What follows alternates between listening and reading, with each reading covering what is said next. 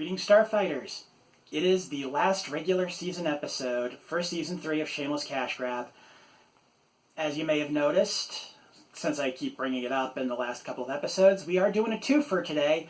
Two movies called The Bat, one being a remake of the other, both based upon a stage play. So it should be interesting to see where that goes. But yeah, I'll get that out of the way, and then I'm going to do a bonus episode for Ironbound Vampire. I think I've talked about that before, but just in case. Like, maybe this might be your first episode, I don't know. There's a movie on the back of this case called Ironbound Vampire, except the movie's not actually on any of the discs in this set, so I had to buy that separately. That movie will not be included in the rankings, so feel free to skip it if you only care about the rankings. And the Season 3 wrap-up episode should come out on Halloween. So, yeah, let's get into this. The 1920 something and the 1959 version of The Bat. Okay, that's two movies out of the way. Let's do this. Plot summaries courtesy of Letterboxd. Yes, summaries. Each version got a different summary. I'll share both of them right up front. First, the 1926 version's summary. A masked criminal who dresses like a giant bat terrorizes the guests at an old house rented by a mystery writer. The second summary, for the 1959 version, mystery writer Cornelia Van Gorder has rented a country house called The Oaks, which not long ago had been the scene of some murders committed by a strange and violent criminal known as the Bat. Meanwhile, the house's owner, bank president John Fleming, has recently embezzled $1 million in securities and has hidden the proceeds in the house, but he is killed before he can retrieve it. Even though these are both basically the same movie, I'm not really clever enough to do the whole side-by-side comparison thing and have it be coherent, so I'm just going to take each movie on its own merits. To be honest, my schedule doesn't really allow for me to watch both movies on the same day, and I don't have the best short-term memory when it's not hot as balls. And the 100-plus degree days, that's Fahrenheit by the way, my non-American viewers can pick up their jaws, are back in full force the week I'm writing this script. One thing that is a bit of a surprise right off the... No, I will not stoop to a pun that obvious. Anyway, looking at the Letterboxd pages, it would seem the older movie is actually longer than the 59 one. I didn't expect that. As for the actual movie, we're starting with 1926. It opens with some decent music. Nothing spectacular, but I like it. Also, the opening credits end with a spoiler alert. Well, can I really call this a spoiler alert? I'm calling it a spoiler alert. And I'm being serious here. I screen capped this because I did not want to risk not having this come up in the Google Images search later. I also didn't bother editing the image, as I'm sure you just noticed, but who cares? I mean, look at this. I kinda love this. Part of me wants to see this come back just to fuck with the people you see around social media these days, who seem to think them not caring about spoilers makes them morally superior or something. And also the people who act like, spoiler culture really started with the Marvel Cinematic Universe. But back to the movie. Turns out it's a silent film, so obviously the score was added later. I had actually forgotten that the first talkie was 1927, which would have been the year after this one. Well, hey, nothing wrong with that. In fact, I am still a little on the sad side that over 90% of all films made during the silent era are just flat out gone. Honestly, for some of these movies, we don't even have so much as set photos. This film opens with a man nervously reading a letter and grabbing a gun. The letter is tough to read, at least in my copy, which is probably the transfer's problem, again. But the letter does contain a bat symbol drawn on it, and the guy with the gun looks nervous. This letter, of course, comes from the titular Bat, and whoever they aren't unexpected, as the nervous man's home is apparently surrounded by cops. Not that saves him. After going to a wall safe to take out some jewels just to look at them, because I guess that's the kind of thing you do when you're rich, he notices a window open and goes to close it when he is grabbed and killed by the Bat, who then tosses a note written on a bat-shaped piece of paper into the room. He does this while a number of cops are right below him, too. When the police come into the room to find the man dead, they pick up the note, which reads, and I'll go ahead and say this all now, just in case I don't find a cap of that on Google Images. To the Chief of Police, au revoir. I'm going to the country for a short vacation. The Bat. This killer's got style, can't deny that. We get a distant glimpse of the Bat's costume here, too. It's the 1920s, I'm not really going to pick on it. Though I will say, what little of it we see early on does remind me of Deflator Mouse from the Tick animated series. Speaking of, the Bat, not the Tick, we follow the Bat to a bank they were clearly intending to rob, but they see the embezzling from the description of the remake going on.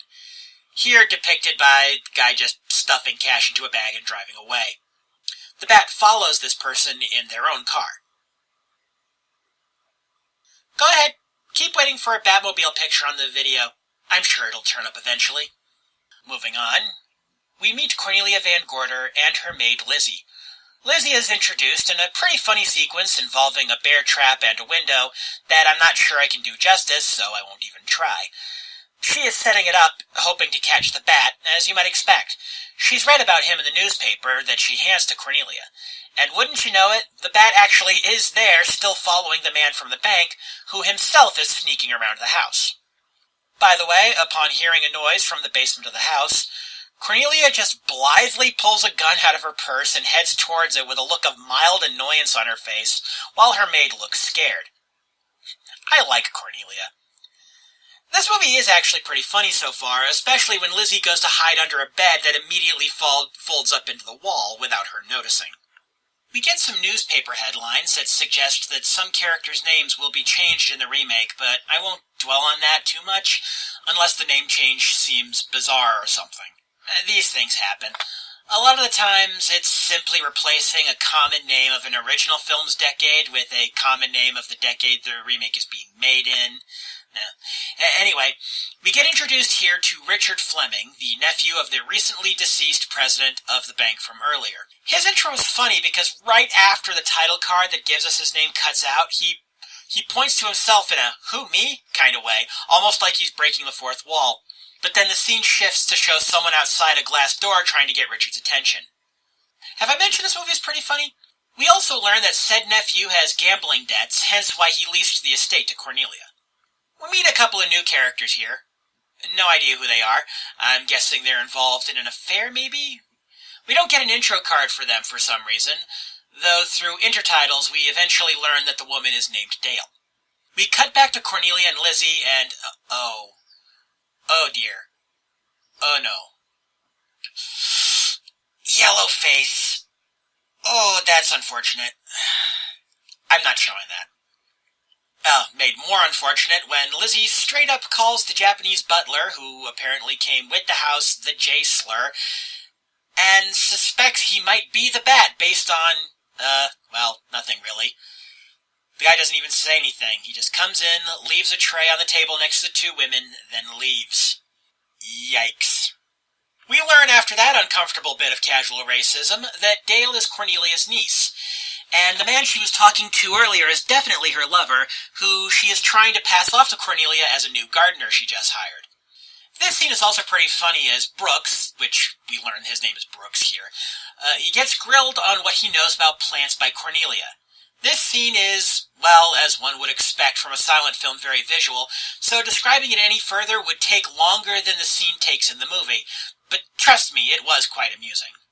We also meet Detective Maletti, who's been referenced a few times before now, but finally entering the picture proper to talk to Cornelia, arriving just shortly after a window has been broken by someone dressed as the Bat. Though if it actually was the Bat is debatable, as earlier the guy Richard had been talking to had told him he needed to scare the guests staying at the Fleming estate away, that's Cornelia and everyone, away for reasons that weren't given, but we can safely assume relates to the stolen bank money. A doctor is here also and seems to be in on the plot to scare Cornelia off the property. There really is a lot going on here, and because of the nature of film at this time, it is just all on the screen. Very little is simply inferred or glossed over for the sake of brevity. As such, I find myself needing to pass on a lot of details in order to keep this episode a reasonable length, but doing so also means I can't really do this film justice. I mean, I'm barely even a quarter of the way through, and I'm already 4 pages into the script. I'm really gonna have to try to just stick to the major plot beats for the rest of this one. Hopefully I can find an excuse to touch on stuff I miss when I get to the remake. Not gonna lie, part of me is thinking doing this as one episode, like I did with the 2 Savage Beach movies last season, wasn't as smart a move as I thought it was. I will say that pretty much everyone here, except for Cornelia, Lizzie, and maybe the Japanese butler, whose name is apparently Billy, just roll with it, is here looking for the hidden stolen bank money. The identity of the bat seems to be secondary at this point. Also, the intertitles seem to have gone off for a lunch break, which makes describing what's going on for this section of the movie a bit harder. I can say, though, that, fitting, given it's the franchise's 50th anniversary this year, there are some Scooby-Doo level shenanigans going on here, including the part where the detective chases Brooks, the not gardener. We also learned that Cornelia's niece has been working with Richard, except not in the way she thought she was. When Richard tells her he actually plans to keep that money instead of returning it to the bank, she goes and gets Cornelia's gun. I would like to let you know at this point we aren't even halfway through the movie. Shit's about to get complicated, yo. Speaking of, the Bat is back, and he shoots Richard. In the back. Man, even without Batman jokes, this movie is still giving me too much pun material. A new character enters the story not long after all of this, an amateur detective named Bloodhound Anderson, who gets hit with a vase by Billy, who mistakes him for an intruder. Not unreasonable, as the detective decides to enter by climbing over the porch railing by a side door as opposed to the main entrance. This and stuff he says later confirms he's kinda stupid. He also seems rather superfluous in my opinion. Here's hoping they excise him from the remake. Spoiler alert, they kinda do, but I'll get to that. At this point, any hope I had of not making a ton of Batman references goes right the fuck out the window, as while the detective is off investigating strange noises in the garage, the power goes out, and someone from outside shines a light onto one of the walls through the window, and there is, I kid you not, in fact you may have already seen it depending on how the Google image search went, a bat outline. The Bat is using his own bat signal. Okay, I think it's safe to assume that Bob Kane and Bill Finger, or one of them anyway, watched this movie before they started working on Detective Comics. There's just too much here that shows up in some form or another in the Batman comics, which were created 13 years after this movie's initial release. Anyway, I'm sure this ruins Lizzie's day, as roughly half the people she suspects of being the Bat are in the room with her when this happens. The doorbell rings, and when Billy opens the door, Bloodhound, having his gun out just in case, someone, possibly a character we've met before, I've started to lose track at this point, comes in while the bat signal comes through the door and it turns out to have been a moth on a car headlight. Really, movie? Alright, so the guy I thought might have been a new character was actually that doctor from earlier, brought in to examine Richard Fleming's body. And I guess the Shadow is here. I'm kidding, but we do see a guy in a hat with all of his face below the eyes covered, who the doctor motions at to hide better, since, in case you forgot, and I wouldn't blame you if you did, he, meaning the doctor, is in on the plot to scare Cornelia off the property so the money taken from the bank can be found. Okay, sorry about how that sounded. For some reason, lately my nose has just decided to start running when I'm recording. I don't know why it does this. Fuck, I sound nasally enough as it is. I mean, let's face it, I'm pretty confident that my voice, making me sound like I'm still 15 years old even though I'm pushing 40, is part of the reason I'm still single. Where was I? Right, movie. Brooks gets caught at this point, and Bloodhound pulls out these comically large handcuffs to arrest him. Here is where we finally get some clarification, though. See, Brooks and Cornelia's niece are actually engaged, but Brooks is a suspect in the theft from the bank. They were hoping to find the money first so they could clear his name. This tracks because, as I mentioned earlier, Cornelia's niece... Wait, did they give her a name and I just missed it? Ah, well, remember that before Richard Fleming was shot, their argument was about how he planned to keep the money, which she balked at? And the two were alone in the room at the time, so... yeah, I'm inclined to believe her here. This leads to one of my favorite lines of the movie, in the intertitles, where Cornelia lets on she knew all along Brooks wasn't a real gardener, by saying, "If you want to fool Auntie, dear, don't bring in a gardener with manicured fingernails." Oh, Jesus, I'm like on page 5 of the script here, and there's still more than a third of the movie to go. So a lot of stuff, and I mean a lot of stuff happens, including a new character, because we didn't have enough of them already. This guy shows up, badly injured and stumbling. Bloodhound responds by threatening to shoot him. Well, he's a cop, all right. The Shadow shows up again and is spotted by Billy. This is followed by the Bat turning up to quietly close a door. So, let's review. Currently, in this house, we have an old woman, her maid, her niece's fiancé, a Japanese butler, a professional detective, an amateur detective, a doctor, a strange injured man, a guy dressed like the Shadow, and a guy dressed like Deflator Mouse. The latter of which we see in the house before we see him sneaking into the house. To quote SF Debris, with the utmost respect, I have to ask, what the fuck is going on? You know, large cast movies can work, but I just don't think that silent film is a medium that can support it, especially when there is a big-ass mystery plot going on underneath it all. I'm thinking it's a good sign the remake has a shorter runtime. Maybe it'll tighten things up a bit. But hey, at least one problem is off the table now, as it turns out the shadow-looking dude is actually Mr. Fleming, the allegedly dead bank manager. Also, we get a better look at the Bat's costume. And kinda wish we hadn't. Okay, it's 1926, be nice. Moving on, the Bat, the not dead bank manager, I'm tempted to keep calling him the Shadow, but I think that joke's run its course, and Cornelia's niece end up in the hidden room where the money is hidden in a safe. The Bat is trying to break into it, and when Cornelia's niece stumbles in by accident, he threatens her if she doesn't give him the combination, which she doesn't have. While menacing her, Mr. Fleming sneaks in and opens the safe. The Bat spots him and goes in for the tackle, and they fight, and they fight, and they fight, and they fight. And during the struggle, a gun goes off, and I guess the not-dead bank manager is now a dead bank manager. Detective Maletti re-enters the picture, having been briefly incapacitated by Dr. Wells. Oh, right, I forgot to mention the doctor's name was Wells. Anyway, once he's back, we see him imply violence toward a suspect, and manhandling the injured guy from earlier. Again, he is definitely a cop. Dale. That's the niece's name. I'd completely forgotten until an intertitle reminded me. But yeah, more stuff happens, and we learn the injured guy was semi-faking it. I say semi because while he still moves with somewhat of a limp, and moves rather slowly compared to everyone else, he is clearly more aware than he let on earlier, able to sneak a gun away from a table, and using it to stop several of our main characters from leaving when they try to head out of the house, when they see the unconnected garage is on fire. We still don't know who he is, but he tells them that the Bat set the garage on fire to lure them out of the house. He has them turn off the lights, and sure enough, the Bat sneaks back in, only to be ambushed by not-so-injured guy who reveals he's someone the Bat had knocked out and tied up in said garage, Dale, Cornelia, Brooks, and Bloodhound. However, the Bat, somehow, anticipated this. Yeah, I don't get it either, but he'd set up a string to a light switch that he's able to trip with his foot while he has his hands up, being held at gunpoint by not-so-injured guy while Bloodhound searches him. And when the lights go out, he makes his escape, briefly, before running right into the bear trap Lizzie had dropped out her window earlier in the movie.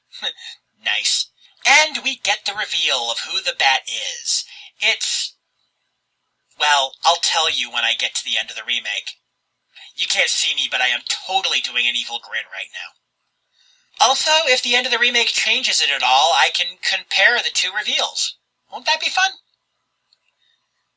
I will say that the Bat, who managed to pocket a dropped gun during the struggle to get him out of the bear trap, tries to escape using it, only for Cornelia to casually go, "Why bother? I removed the cartridge from that gun 10 minutes ago." This gets the others to jump the Bat again to get the gun away from him. It goes off into the ground, though, and Cornelia, not breaking from her knitting or even turning around, not even a little, just goes, "My first lie in an otherwise stainless life." I really like Cornelia. The end. Literally, it says the end on the screen. Okay, so that's out of the way. let's move on to the 1959 remake. Right off the...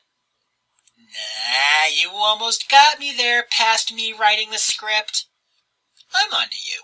Right up front, the remake already has a couple of points over the original. For starters, Vincent Price is in this one, in the role of Dr. Wells.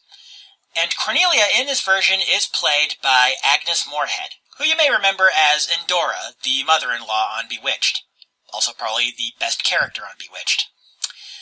And rather than a text card telling people not to spoil the ending, the opening credits start with music that reminds me of the theme song to the Naked Gun movies. Boy, remember when you could actually watch those movies without it being awkward for all sorts of reasons? Not just the OJ thing, but also the really transphobic joke in the third one. We open with Cornelia and Lizzie this time, the opening narration actually making it clear that Cornelia is a mystery writer, something the previous film kind of ignored. After a brief conversation regarding rumors that a masked killer known as the Bat has returned after having disappeared the previous winter, Cornelia and Lizzie actually go to the bank from the story, something that's already different from the original. And we also learn here that both Flemings in this film have different first names. The not-dead bank manager, who became dead in the silent film, was named Courtly, but here he's John. And in the silent film, the nephew was named Richard, but here he's named Mark. No idea why, but I figured I should point it out. We meet Dale early on in this one too, but here she's no longer Cornelia's niece, but just a fan, and is the wife rather than fiancé of the character who is clearly based on Brooks, but named Vic in this one. The cavalcade of characters from the first movie who were introduced over the course of the entire first half continues as we get this film's Bloodhound Anderson, though here he's a proper detective, not a bumbling idiot, and is in fact a lieutenant in the police department in town. Also his name's Andy instead of Bloodhound. I am okay with this. I'm not even 6 minutes in yet, and already the differences are flying out at me faster than I can write them down. Holy shit. Cornelia and Lizzie exit the scene, and Vic informs Dale and Lieutenant Anderson about a significant number of missing securities bonds. We go from there to a cabin in the woods where this movie's Fleming, John Fleming, and Dr. Wells are hanging out, I guess. Yes, that means Vincent Price is now in the picture. Fleming casually tells Wells about the $1 million worth he pinched from the bank, pinched being his word, and Wells asks the reasonable question, I'm your doctor, not your lawyer. Why are you telling me? He then tells Wells where he's hidden the money, that Vic would likely be the one to be blamed for it, and tries to convince Wells to help him fake his own death. Wells asks what would happen if he didn't go along, and Fleming shows him the gun he put in his waistband. Good way to get your dick shot off there, Fleming. That doesn't happen, though. This is Shameless Cashgrab, not what the fuck is wrong with you. Anyway, the two men are distracted by the noise of a forest fire that suddenly started outside. Okay. While Fleming's back is turned, Wells gets a rifle off the wall and shoots Fleming. We fade transition over to Fleming's estate and Cornelia playing solitaire. Lizzie brings in the newspaper, and we learn that during the fade, Vic was arrested on suspicion of stealing the money, as Fleming told us would probably happen, and that Dr. Wells is back in town to oversee the burial of Fleming, who died in a forest fire. Lizzie also tells us that the Bat, unlike the one from the previous version, seems to focus on killing women, all of whom died by having their throats gouged out with metal claws. Yikes. The Bat from the silent film was a killer too, but this version is just fucking hardcore. Speaking of leveling up, though, I like that Lizzie in this version is much less of a scaredy cat. The banter between her and Cornelia is some of the best parts of this movie, so far anyway, and I'm not even a third of the way through it yet. If the internet were a thing in 1959, you can bet these two would be a major ship on AO3. Hell, I think it's a non-zero probability that these two have had sex already. Not that the movie would tell us. Cornelia does seem to have picked up a little bit of the scaredy cat trait, unfortunately, but largely it seems to be most just in reaction to sudden loud noises, which is totally normal, so I don't see it as a step down from the silent film version at all. Also, the hand of the Bat makes an appearance, and yeah, it's a glove with long sharp spikes on the fingertips. Not sure what's bat-like about that, but okay. He makes a half-hearted effort to get in, nearly grabbing at Cornelia before Lizzie can slam the door shut. This movie is not wasting time, that's for sure. We also get a glimpse of the bat through a window, and, okay, what the hell? Where exactly did they get Bat from this guy? He looks more like Courtly Fleming did when he was masked up in the silent film. Remember when I made the joke about him looking like the Shadow? I mean, there aren't even any ears on this. It's a top hat, a face mask, and gloves with metal spikes on the fingers. None of this screams Bat to me. It would have been more accurate to call him a Wolverine or something. The Animal. This was pre-X-Men. Or even like a Badger. Yeah, this movie kind of loses a few points right there. Cornelia and Lizzie call the police, then go to barricade themselves in Cornelia's room. Eventually the Bat takes off not long after the police arrive, but they manage to not see him.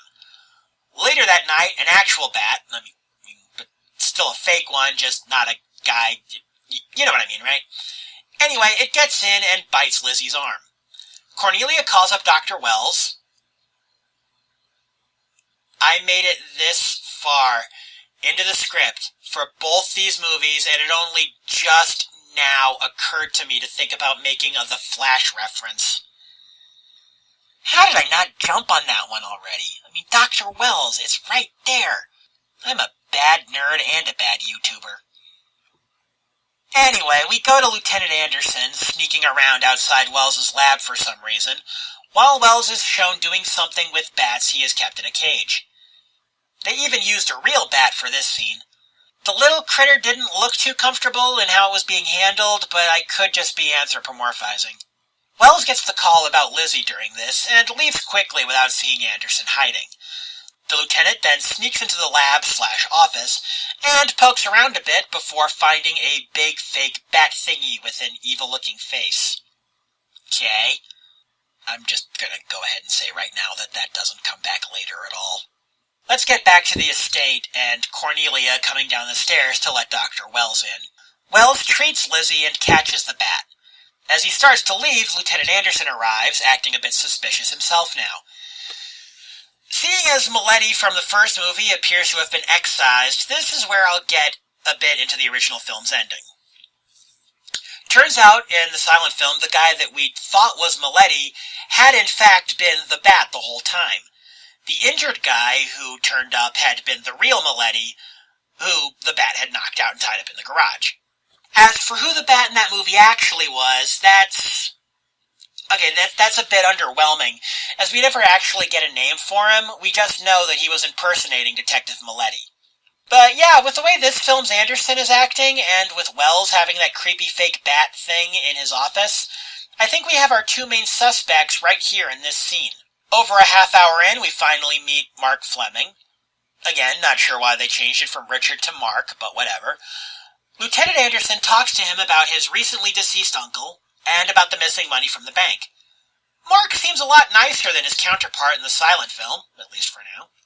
We get from there to a new character named Judy, who is expected to testify in Bailey's defense at trial. We meet her at a gathering at the Fleming estate. Cornelia is there, as are Wells and a new batch of house servants. None of whom are in yellowface, thank goodness. We are getting close to too many characters territory like the silent film did, but we'll see where this goes. Oh, and Dale's there too. I'd almost forgotten about her. She definitely plays less of a role in this version than in the 26 film.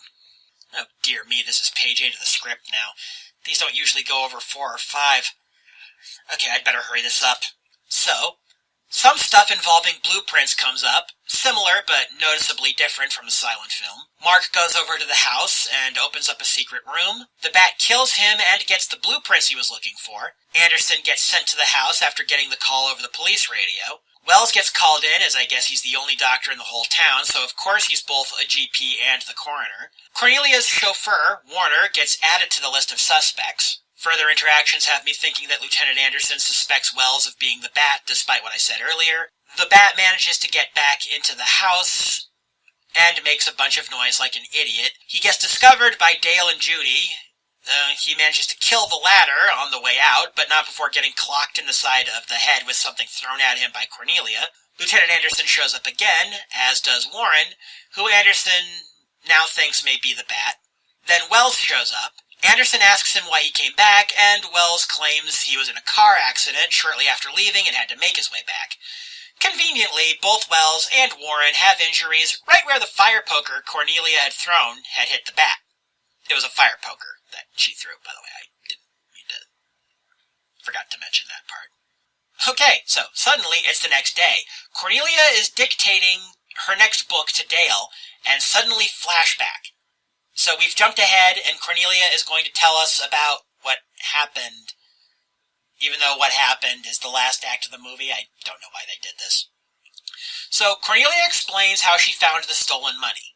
While this is going on, the Bat attempts to plant evidence of guilt on Wells, but Wells walks in with a gun. However, the Bat is able to distract Wells long enough to rush him, and in the ensuing struggle, Wells is shot and killed. So Vincent Price was not the killer in this one. There's some drama with Cornelia trapped in the secret room, but it's undermined by us already knowing that this is a flashback and that she doesn't die. But still, the end part of it is clever, as she, Lizzie, another maid character, Jane I think her name was, and a police officer left behind by Anderson, whose name I've already forgotten, used the secret room to lay a trap for the Bat, who turns out to be Lieutenant Anderson. He manages to kill his own man during the ambush, and nearly gets Cornelia and Lizzie as well, but Warner returns just in time to shoot the Bat/Anderson in the back. Okay, not sure why he didn't have any injuries on his head, though, since that means that Anderson would have been the one who was hit with the fire poker, but, well, it's the end now. Cornelia actually tells us so. It's her last line of the movie. Random thoughts I had while watching these films. For the 1926 film, this movie has some gorgeous transition shots. I mean, those alone make this top half of the ranking worthy. There's a great line in the intertitles that I found amusing. For 20 years I've stood by you through socialism, theosophism, and rheumatism, but I draw the line at spookism. It's spoken by Lizzie the maid right before she sees the shadow of the Bat. Insert obvious joke on screen here. Cornelia basically spends the whole movie knitting, even when violent shit is going on around her. Total badass. For the 1959 film, I don't know why, but I find the image of Vincent Price wearing flannel very amusing. One strike I'll give against this film is its version of Dale is far less proactive and much more of a damsel in distress than her silent movie counterpart. Not that 1926 Dale was exactly a badass or anything, but still. I do think it was an interesting idea to have two very minor characters, one of whom was only introduced during the last act, take part in the climax. I'm not sure it really works, but I'm not sure it doesn't either. I'm going to need more time to think on this. As for the Vampire Connection, well, the remake has the killer going for the jugular, so, Well, I mean, okay. Dresses like a bat, vampire bats, vampires associated with bats, okay, fine. Final verdict. The 1926 film starts off pretty strongly, but eventually gets weighed down with too many side characters and too much stretching of suspension of disbelief. That's ultimately its biggest failing, even as setting aside the yellow face, and no, I don't care that was common practice back then, it was still racist. I am honestly tired of the it was acceptable back then argument, but this is already going to be a long episode as is, so I'll spare you my rant. This is not to say it's a terrible film, and you can see elements of it turn up in better works down the line, such as the classic Batman comics, and maybe even the Clue movie as well, although that's admittedly speculation on my part. And there are some great lines, but yeah. Too many side characters. That's really the big issue with the 1926 film. The 1959 film, by contrast, it feels a little rushed at first, but it settles in fairly quickly. It's a much tighter film with fewer main characters to keep track of, with some from the silent film either being amalgamated with others or just cut out altogether. And overall, I would say it is a better film than the original, but some of the choices, the look of the title character in particular, just aren't as memorable as in the original. Now, this movie was made in a post-Batman world, and, man, you know, if I had better timing, I totally could have gotten this video out for the 80th anniversary of Batman. Oh well. Anyway, my point is there may have been some legal reasons for the 59 movie doing it this way, and it's not like it ruins the movie at all, but still, if you've seen the original first, like I did, it can take you out of it a little. Or at least it did for me. That said, though, I do like this movie, even if it does peter out a little bit at the end. As an aside, I definitely regret doing this as a single episode now. I think I did both movies a disservice, because I really didn't want this episode to be too long. And actually, I think I disserviced the remake more so than the original. Anyway, next time on Shameless Cash Grab, it'll be either the bonus episode for Ironbound Vampire, or the Season 3 wrap-up video. It doesn't really matter which comes first, as I've mentioned before, because Ironbound Vampire won't be included in the rankings. I'll try to get the bonus episode out first, though.